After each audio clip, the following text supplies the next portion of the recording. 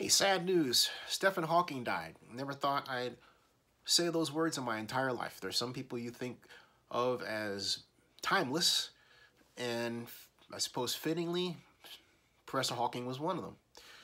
Never agreed entirely with his thoughts with respect to religion and God, but undeniably, he is the father, the modern father of space-time.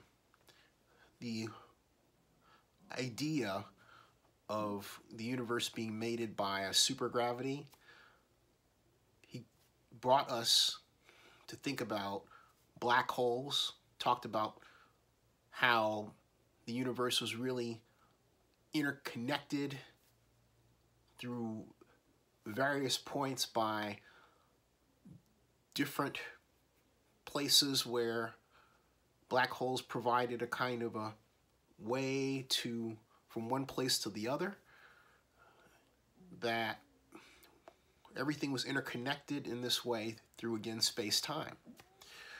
Essentially what Stephen Hawking did was he made it basic theoretical physics with quantum mechanics. He was the first person to actually do that.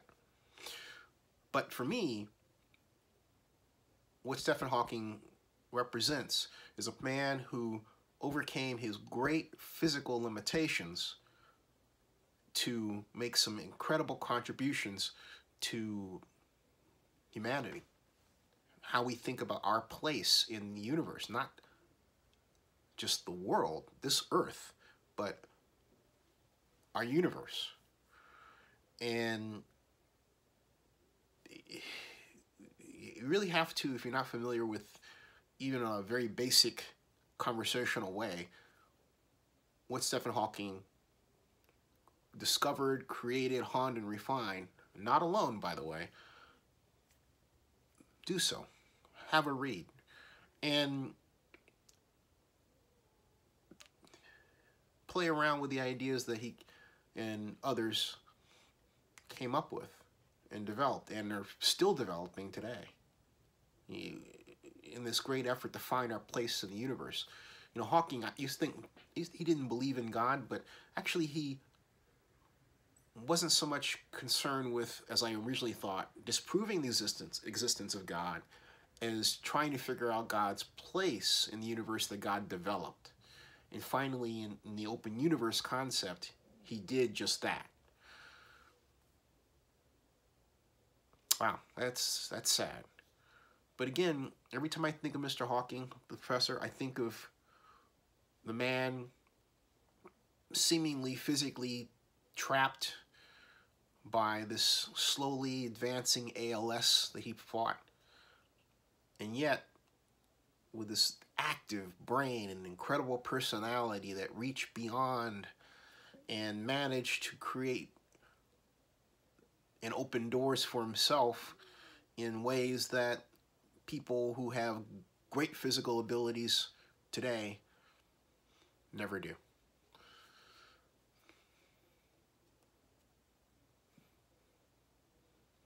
Thank God President Obama gave him the Presidential Medal of Freedom. Anyway, that's sad. Really sad.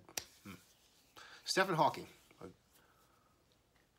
more than a signpost on the Zeitgeist, the Zeitgeist road, he's takes up a gigantic part of it.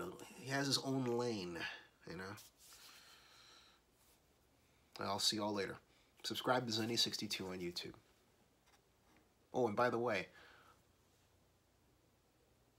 think about, when you think about space-time, this is a very crude example of what it means, but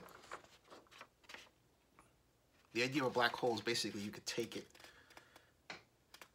Some people believe you could travel through a black hole from one part of the universe to the other, essentially warped space like this, so that you could pass through it like this. Okay? Punch a hole through that. There. See that? Like that. this is point A, excuse me, this is point A, this is point B, and this is time.